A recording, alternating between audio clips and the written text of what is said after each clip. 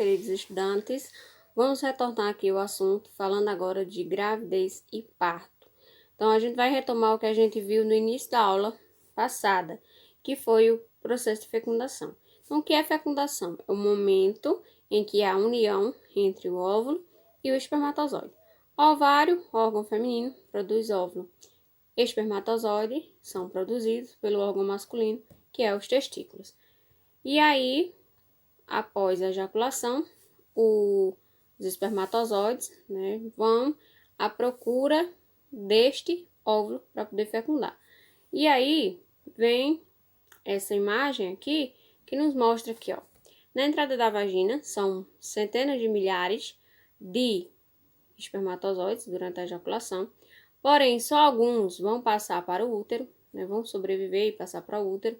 Do útero, apenas um consegue fecundar o óvulo. Lembrando que para que haja essa fecundação, tanto a mulher tem que estar no seu período fértil, como também tem que ter os espermatozoides, tem que serem saudáveis. Então, depende muito da saúde, tanto feminina quanto masculina. Gestação. Após esse processo todo, a gente chega da fecundação, a gente chega na gravidez. Fecundou o óvulo, a gente diz que a mulher está grávida. Então, a gravidez é o tempo de desenvolvimento do embrião no útero, desde a sua fecundação até o nascimento. Geralmente, leva em torno de 40 a 42 semanas, certo? Quais são os primeiros sintomas, professora? Então, não existem sintomas iguais, porque toda mulher tem um organismo diferente e pode sentir o que a outra não sente ao estar grávida. Mas o primeiro sintoma, no geral para todas as mulheres, é o atraso da menstruação. Você tinha um ciclo menstrual regular. Você, agora, nesse mês, não menstruou. Já passaram-se semanas e ela não veio. Então, é um motivo para você procurar um médico. Por quê? Pode ser uma gravidez, mas também pode ser um problema relacionado à sua saúde, como, por exemplo, problema no útero, como um mioma, como os policistos no ovário. Então, é interessante buscar ajuda médica. Muitas mulheres se enganam por pensar que durante esse tempo de atraso, às vezes no meio do mês, vem aí um pouquinho de sangue. E aí elas acham que isso é menstruação. Mas, na verdade, a gente viu na aula passada que isso é nidação. Então, já é uma forma do organismo avisar você, ó, você tá grávida. Então, é importante que a mulher já inicie aí, vá ao médico para poder fazer um check-up e ver o que é que ela tem, se é uma gravidez ou se não. Os sintomas também da gravidez são parecidos com os sintomas de quando a mulher está prestes a menstruar, que aí pode dar um pouco de confusão na cabeça da mulher que não se entende, não conhece o seu corpo, porque pode haver mudança de humor, os seios doloridos, muita prisão de ventre, inchaço. Então, esses sintomas também são parecidos com os quando a mulher está prestes a menstruar. Então, a mulher precisa se conhecer para diferenciar. Sentir isso, mas não ver menstruação, então, epa, deixa eu ir me cuidar, para ver o que está acontecendo. Muitas mulheres não se cuidam, acabam abortando sem ao menos saber que estava grávida. Quais os métodos para verificação da gravidez? Então, a mulher, ela pode procurar um médico e aí ela pode fazer, um exame, o beta-HCG. Esse exame, ele vai ajudar, a mulher, porque ele vai ser feito no laboratório e vai medir aí a concentração do hormônio, que é a gonadotrofina, certo? Ele está presente, na corrente sanguínea, e aí ele é o hormônio exclusivo da gravidez. Então, se ele for detectado, ele vai mostrar, se está ocorrendo uma gestação e também vai mostrar já a questão da evolução dessa gravidez, tá certo? O nome do exame é beta-HCG, certo? Relembrando aí, ele vai verificar a concentração do hormônio gonadotrofina coriônica humana, certo? esse hormônio, ele, como eu falei, é exclusivo da gravidez. Então, se tiver presente na sua corrente sanguínea, é porque você está grávida. Temos também aí o teste de farmácia, que é um exame simples, um teste que você compra em farmácia, que você, né, a mulher, vai colocar esse teste sobre a urina e aí cada um tem a sua instrução. Então, por exemplo, se aparecer nesse aqui que está o teste, mostrando na imagem, se aparecer as 2 listrinhas, é sinal que você está grávida. Se aparecer só uma, deu negativo. Então, existe uma série de exames de farmácia que também não são tão eficazes. Ajudam, mas às vezes é necessário fazer o exame beta-HCG. E a ultrassonografia, que vai ajudar as meninas a saberem se é uma gravidez ou se é um cisto, se é um mioma. Então, é também muito importante. Cuidados na gestação. Tudo que está em vermelho aqui é o que ela deve evitar. E o que está em verde é o que ela deve preferir. Então, a mulher, quando está grávida, ela precisa evitar bebidas alcoólicas, cigarro, evitar chás. Professora, por que chá? Porque tem chá que são abortivos. Então, a mulher tem que saber do seu médico o que pode e o que não pode tomar nesse período. Evitar também, né, certos lanches, para não correr o risco, né, de desenvolver aí uma diabetes, um colesterol, enquanto está gestando. Prefira sucos naturais, prefira verdura, acompanhe seu peso, para não ficar sobrepeso, né, com sobrepeso mesmo gestante. Prefira tomar muita água, né, então tem que tomar esses cuidados para a sua saúde e a saúde do seu bebê. Fases da gestação. Como eu falei no início, né, são 40 a 42 semanas e dividido em 3 trimestres. No primeiro trimestre, o que é que vai acontecer? Então, o primeiro trimestre é o período da fixação do óvulo, né, da liberação do hormônio HCG, que vai permitir, como eu falei anteriormente, diagnosticar uma gravidez. Vai ocorrer aumento dos seios, do útero, né? Surgem aí os primeiros sintomas, como a formação da placenta, que vai permitir, né? Lembra que a gente falou de anexo embrionário? Então, a placenta vai permitir a troca gasosa entre a mãe e o embrião, a retirada dos resíduos metabólicos do embrião, além de fornecer também os nutrientes e a proteção imune ao embrião. Vai ocorrer também nesse processo a organogênese. Lembrem, né, da aula de embriologia. Então, organogênese é a formação dos órgãos do embrião. E aí é um período que requer cuidados máximos, porque é o período em que a criança está se formando. Então, é necessário que a mãe tenha o maior cuidado para poder proteger esse embrião, pois é o momento em que ele fica suscetível a danos, né? Então, é necessário esse cuidado ainda maior nesses 3 meses. Nesse finalzinho do terceiro trimestre, o feto, ele, mesmo apresentando, né, cerca de 5 centímetros, ele já se encontra bastante diferente, né, com estruturas principais já formadas, só que de modo rudimentar. Vamos para o segundo.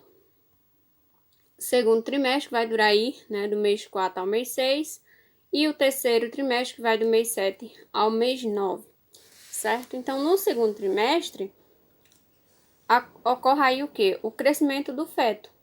E aí vem os movimentos, já o feto já se movimenta, e aí a mãe já pode sentir O segundo trimestre, pessoal. O segundo trimestre, ele dura do mês 4 ao mês 6 da gestação. E aí, esse segundo trimestre, né, já é o momento de crescimento do feto. Do primeiro ao terceiro, ele se desenvolve. Do terceiro em diante, né, até o sexto, é o período de crescimento. E aí, nesse crescimento fetal, os movimentos do bebê já vão ser sentidos pela mãe. Então, a placenta ela vai se tornar responsável pela produção do hormônio que vai manter a gravidez, que é a progesterona. E o terceiro trimestre, professor? O terceiro vai do mês 7 ao mês 9, que é o mês do nascimento da criança.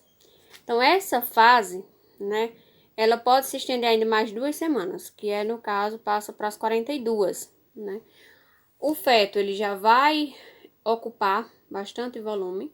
Os movimentos deles vai se tornar mais reduzido, a mãe passa a sentir alguns desconfortos por causa da compressão de alguns órgãos. Então, ele vai ficar maior e aí a mãe vai sentir desconforto ao respirar, ao caminhar, ao deitar. Então, dentro desses desconfortos, a gente pode citar também a frequência em urinar. A mãe sente, existe uma pressão maior do bebê sobre a bexiga e aí a mãe sente mais vontade de urinar. Nessa fase também, algo que é marcante é a ansiedade, porque está se aproximando, né, o parto. Então, a mãe fica cada vez mais ansiosa. E aí, aqui está uma imagem dos anexos embrionários, né? A criança está na barriga da mãe, protegida pelos anexos embrionários. E aí, o bebê, ele se alimenta e respira pelo cordão umbilical, como a gente falou na aula passada em anexos embrionários. E aí vem o parto. Como é o parto? O parto ele pode ser natural, normal, né? Ou vaginal, como é conhecido. E também ele pode ser uma cesariana, parto cesáreo. Então, a gente vai entender os dois, suas vantagens e desvantagens. O parto natural, né? É quando a saída do bebê ocorre, né? Pelo canal vaginal da mulher. Devido, né? Às contrações do útero. E aí, não há intervenção cirúrgica. É uma forma de parto menos traumática e mais rápida para a recuperação da mãe. Então, por meio das contrações uterinas, né, a mulher ela consegue expulsar, né, o bebê. Quando ocorre, claro, todo o momento já de formação da criança já é chegado às 40 ou 42 semanas. Aqui está os estágios, né, do parto normal. Então, como é que se chama esses estágios? Então, a gente tem o estágio da fase de dilatação. A mulher precisa pelo menos 10 centímetros de dilatação para que esse feto, essa criança nasça. Então, primeiro, nessa primeira imagem, a gente pode observar um pouquinho que há perto da cabeça da criança uma marcazinha, que é o muco, que está protegendo, né, a criança. Então, quando esse muco se rompe, há a perda de líquido. Quando esse líquido começa a sair pelo canal vaginal, a mulher já fica em alerta, porque se é o momento do nascimento, se já fez as semanas de nascimento, né, completou-se, aliás, 40 a 42 semanas, é o momento da mulher procurar o médico às pressas, porque a partir da saída desse líquido, a criança começa a ficar sem ar, ela começa a ficar fraca, então ela precisa desse líquido com ela, certo? Então, ocorreu o rompimento da bolsa, as pessoas falam assim, a bolsa estourou. Então, ocorreu esse rompimento, é necessário uma ajuda médica rapidamente para o médico saber, é o momento do nascimento ou foi algum problema relacionado à gravidez. A partir dessa saída do líquido, a vagina, né, ela começa a se distender, a se dilatar, né, e aí os ossos da pelvis começam a se abrir, e aí ele abre até o momento suficiente para a criança nascer. Então, geralmente são os 10 centímetros de dilatação, tá certo? E aí, a cabecinha da criança sai, depois todo o restante do corpo, e depois, né, sai os restos do parto, tá certo? Então, há o momento de dilatação, fase de expulsão, o nascimento e a expulsão da placenta. O parto cesáreo. O parto cesáreo, né, ele deve ser realizado quando a mãe, né, não puder ter um filho pela vagina, né, que é o parto normal, devido a algum problema de saúde ou mesmo porque a criança é um pouco maior do que o esperado, né, tem um peso maior e aí não consegue, a mãe não tem essa passagem vaginal para ela, ou quando já a mãe não sente contrações e já está no período de nascimento da criança, já tem passado, né, das semanas de nascimento, quando a mãe tiver por exemplo, a criança estiver sentado na barriga da mãe e não virou até o momento do parto, então é necessário intervir aí com a cirurgia, que é a cesárea. Então, o médico vai saber melhor qual é o procedimento que deve realizar. Então, é um corte que é feito, né, na barriga da mulher. Hoje, as cirurgias, elas já fazem um corte bem menor, é feito no útero, né, na parte abaixo, um pouco abaixo do abdômen. E aí, esse corte, né, ele são várias camadas até chegar à criança. Então, é um risco, por quê? Porque a mulher ela pode aí ter um sangramento, né? Pode ter, aqui nessa imagem a gente vai ver, ó, os riscos. A mulher ela pode ter um sangramento intenso, né? Que é a hemorragia. Se não se cuidar bem, ela pode ter a infecção na cirurgia, inflamar. Como toda cirurgia, né? Requer os cuidados bem mais, um olhar bem mais cuidadoso do que o parto normal. Os riscos da anestesia raquidiana, porque ela pode trazer alguns problemas à coluna da mulher. A recuperação é demorada, então no parto normal, entre 15 a 20 dias, a mulher já pode fazer algumas atividades, enquanto que na cirurgia cesariana ela precisa de 2 a 3 meses, mais ou menos, para iniciar algumas atividades, dependendo de cada organismo. Porque são vários cortes, como eu falei, às vezes a cirurgia vai cicatrizar por fora, mas por dentro o organismo ainda não se recuperou. Então, aqui tá as fases, né? Aí esse corte pequeno abaixo do abdômen, já no útero. E aí, após essas partes cortadas, se chega até o bebê. E aí esse bebê é retirado, né? As pessoas dizem que quem faz parto cesáreo não sentiu a dor de ser mãe. Então, não é bem assim, porque é um processo também de cicatrização bem demorado e a mulher sofre bastante com, por exemplo, os efeitos colaterais da anestesia. O organismo demora mais a se recuperar, certo? Então, todos temos que ter esse respeito pelas pessoas também que fazem cesariana. Então, viva a sua vida antes de iniciar outras, especialmente para os adolescentes, certo? Vamos ter mais cuidado na hora de se aventurar, fazer aí uma relação sexual, usem os preservativos, tanto pela saúde de vocês, como também para prevenir uma gestação, certo? Na próxima aula a gente vai falar justamente de gravidez na adolescência, tá certo? Espero que tenham aprendido. Um abraço e até a próxima aula.